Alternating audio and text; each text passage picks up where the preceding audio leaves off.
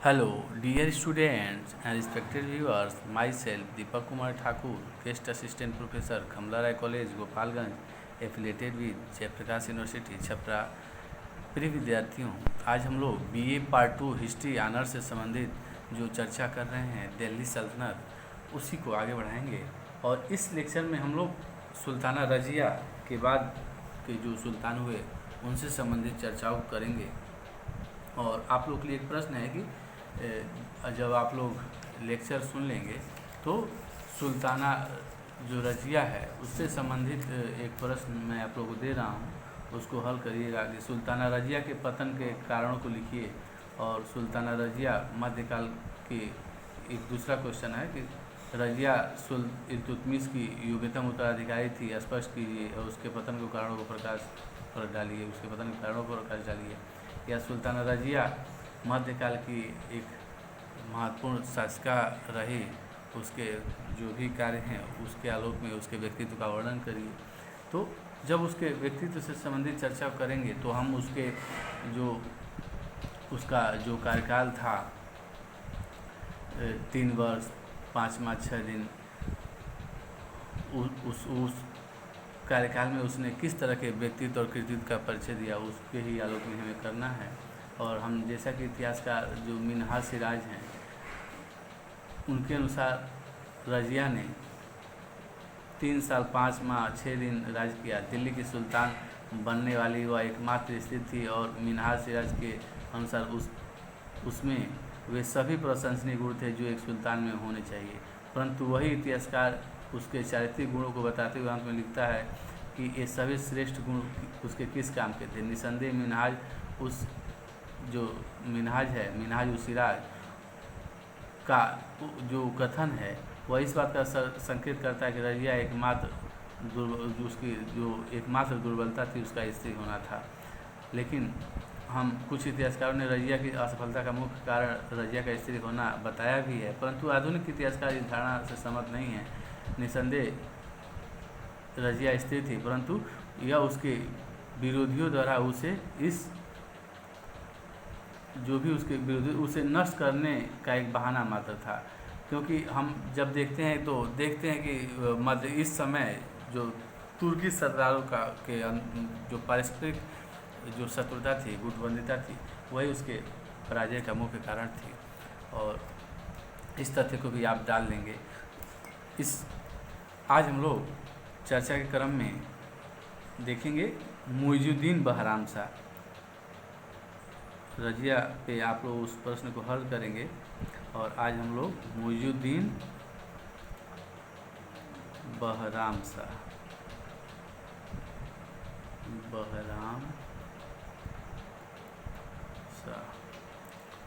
यह 1240 ईस्वी से 1242 ईस्वी तक शासन किया।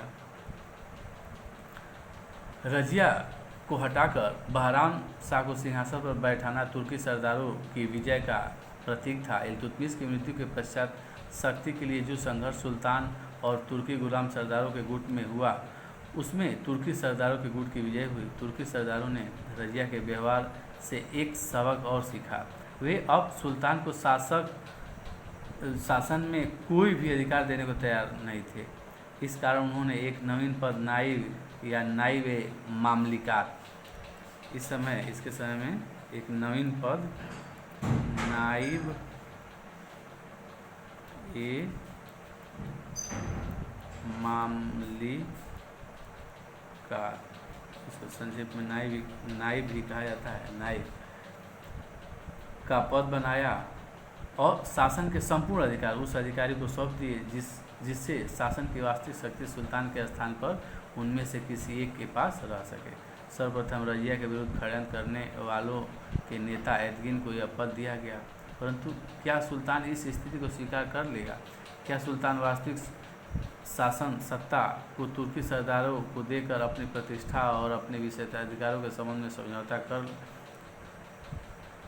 शासन करेगा? इन्हीं प्रश्नों के खोज में हम देखते हैं कि सुल्तान बहराम शाह के शासनकाल में वह स्वयं इस प्रश्न का खोज कर रहा था। बहराम शाह ने अपनी प्रतिष्ठा और विशेषाधिकारों के संबंध में तुर्की सरदारों से समझौता नहीं किया, जिसके कारण उसे भी सिंहासन से हटना पड़ा और तुर्की सरदार अपनी शक्ति के विस्तार में एक कदम और आगे बढ़ गए। बहराम शाह इस शर्त पर सिंहासन पर बैठा था कि वह शासन के संपूर्ण अधिकार नायब को सौंप देगा। लेकिन हम देखते हैं कि बहराम शाह को सुल्तान की शान शौकत और बाह्य बनावट में कोई रुचि न थी, बल्कि वह आतंकवादी और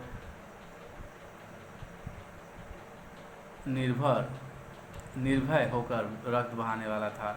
मतलब कहने का अर्थ है कि उसकी ये अतिशयोक्तिपूर्ण वर्णन है कि वह आतंक का माहौल बना के और निर्भय पूर्वक वह कत्ल इत्यादि करके वो अपनी स्थिति को स्पष्ट रूप से सुरक्षित करना चाहता था। सुल्तान बनने के 2 माह पश्चात ही उसने यह सिद्ध कर दिया कि तुर्की सरदारों ने उसे पूर्णतया असहाय समझकर भूल की थी। उसने एतगिन को नायब स्वीकार कर लिया, जबकि वजीर का पद महाजबुद्दीन के पास ही रहा।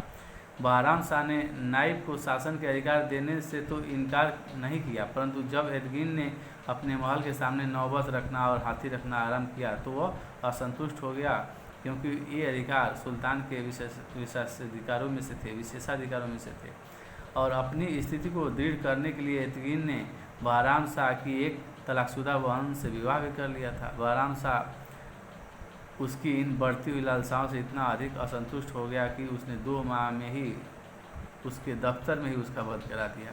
परंतु एतगिन का वध करा देने से बहराम शाह को शासन शक्ति प्राप्त नहीं हुई। निसंदेह नायब के पद पर किसी अन्य व्यक्ति की नियुक्ति नहीं हुई, परंतु इस कारण बहराम जो हम देखते हैं कि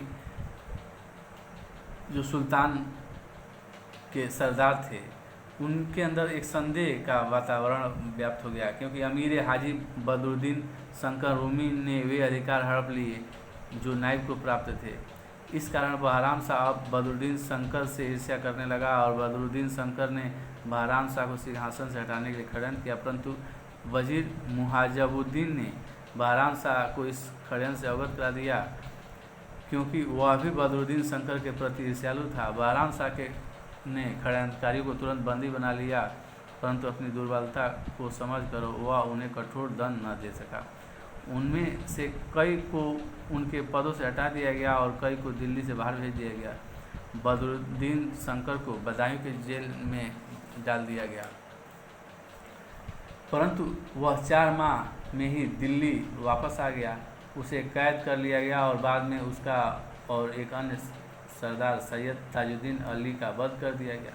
नायब एतगिन के वध से तुर्की सरदारों में गंभीर असंतोष था, परंतु बदरुद्दीन और ताजुद्दीन के वध ने उसे उन लोगों को अपनी सुरक्षा के प्रति सचेत होने के लिए तत्पर किया। तुर्की उलेमा वर्ग बहराम शाह से असंतुष्ट था, क्योंकि उसमें से कई को उसने दंड दिए थे और उनमें से एक मिहिर के काजी का उसने वध करा दिया था। वजीर मुहाजबुद्दीन ने सरदारों की इस असंतोष का लाभ उठाना चाहा। उसने बहराम शाह को सिंहासन से हटाने का प्रयत्न किया। 1241 ईस्वी में जब मंगोलों ने पंजाब पर आक्रमण करके लाहौर को घेर लिया, तब वजीर को अवसर मिला और वह लाहौर की रक्षा हेतु भेजी गई सेना के साथ स्वयं गया। मार्ग में उसने तुर्की सरदारों को यह कहकर भड़का दिया कि सुल्तान ने उसे उन सभी को गुप्त रूप से कत्ल कर देने के आदेश दिए हैं। उसने यह आदेश पत्र भी उन्हें दिखा दिया, जिसे उसने स्वयं धोखे से सुल्तान से प्राप्त कर लिया था। तुर्की सुल्तान जो सरदारों ने विद्रोह कर दिया और सुल्तान को सिंहासन से हटाने के लिए शपथ ली और दिल्ली वापस चल दिए। बहराम शाह के कुछ वफादार गुलामों और दिल्ली के नागरिकों ने विद्रोही सेना का मुकाबला किया, परंतु उनकी पराजय हुई। बहराम शाह को बंदी बना लिया गया और मई 1242 ईस्वी में उसका वध कर दिया गया। इस प्रकार हम देखते हैं कि इसका भी कत्ल कर दिया गया, इस सुल्तान का भी। अब इसके बाद हम देखते हैं मुइजुद्दीन बहराम शाह के बाद उसका भाई अलाउद्दीन महसूद शाह। अलाउद्दीन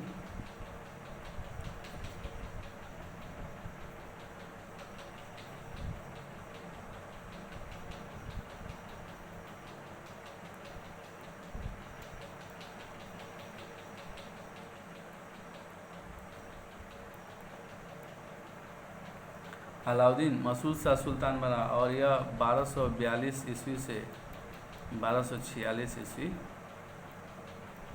तक शासन किया। अलाउद्दीन मसूद शाह सुल्तान इल्तुतमिश के पुत्र सुल्तान फिरोज शाह का पुत्र था।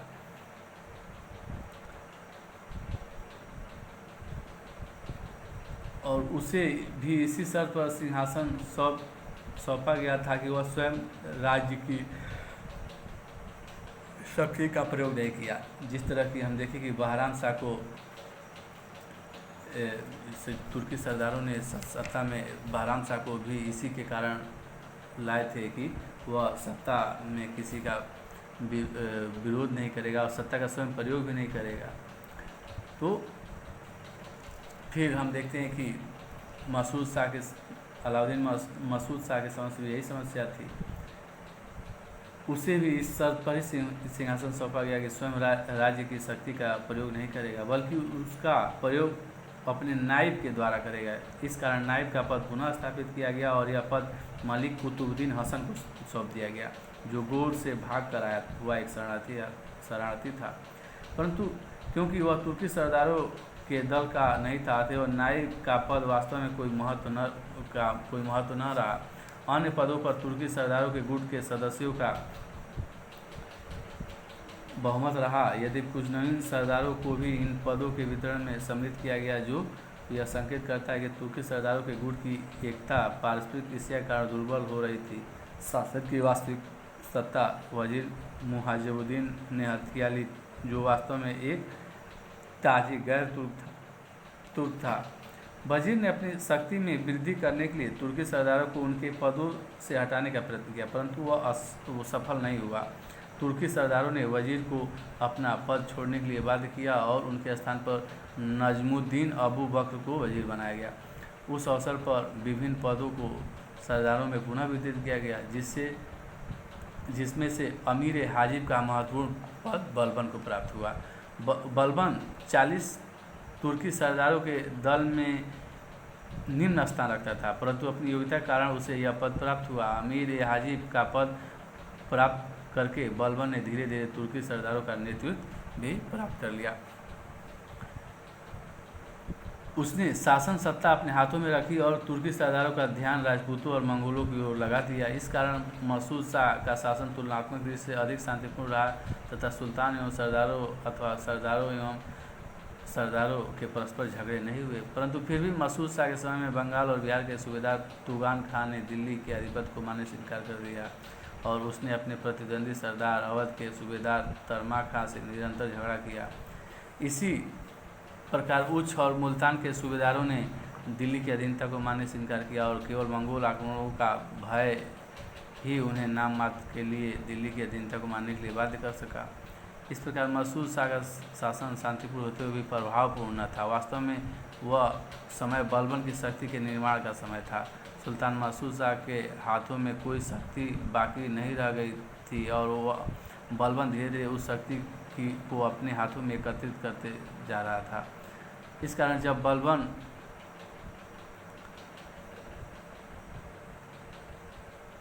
ने नासिरुद्दीन इल्तुतमिश का जो प्रपोज था और उसकी मां के साथ मिलकर मसूद शाह को सिंहासन से हटाने का षड्यंत्र किया और यह षड्यंत्र वह महल में ही कर दिया। जून 1246 ईस्वी में मसूद शाह को सिंहासन से हटा दिया गया और उसके स्थान पर नासिरुद्दीन को सुल्तान बनाया गया। यह कार्य शांतिपूर्ण ढंग से हो गया, जो इस बात का प्रमाण है कि सुल्तान अपनी सत्ता को पूर्णतः खो चुका था और मसूद शाह की मृत्यु कारागार में हुई। और इस प्रकार देखते हैं कि सुल्तान जो मसूद शाह की मृत्यु के पश्चात जो दूसरा सुल्तान बना वह नासिरुद्दीन महमूद और यह 1246 ईस्वी से 1265 ईस्वी तक शासन किया। लेकिन इसके शासनकाल में हम देखते हैं कि जो शासन का संपूर्ण महत्वपूर्ण केंद्र बन गया बलबन, जो अमीर हाजिब के पद पे था और इसके ही षड्यंत्र के कारण नासिरुद्दीन महमूद को सत्ता प्राप्त हुई और पुनः जब यह नासिरुद्दीन महमूद शासक बना तो पूरे शासन व्यवस्था को बलबन अपने हाथों में केंद्रित करने में और सफल रहा। इस प्रकार चर्चा को यहीं समाप्त करते हैं और नेक्स्ट लेक्चर में हम लोग नासिरुद्दीन महमूद के शासनकाल में देखेंगे कि कैसे बलबन और अत्यधिक अपने शक्ति का विस्तार किया और अंततः वो नायब के रूप में विभिन्न कार्य संपादित करते हुए अंततः इस जो इल्तुतमिश के वंश को समाप्त करके एक नया वंश की स्थापना उसने दिल्ली सल्तनत के इतिहास में उसने एक नए वंश की स्थापना को जन्म दिया, नए वंश को स्थापित किया। और इस प्रकार बलबन के कार्यों और व्यवहारों का अवलोकन भी आगे के लेक्चर में हम लोग करेंगे। और इसी के साथ चर्चा समाप्त करते हैं। जय हिंद, जय भारत, धन्यवाद।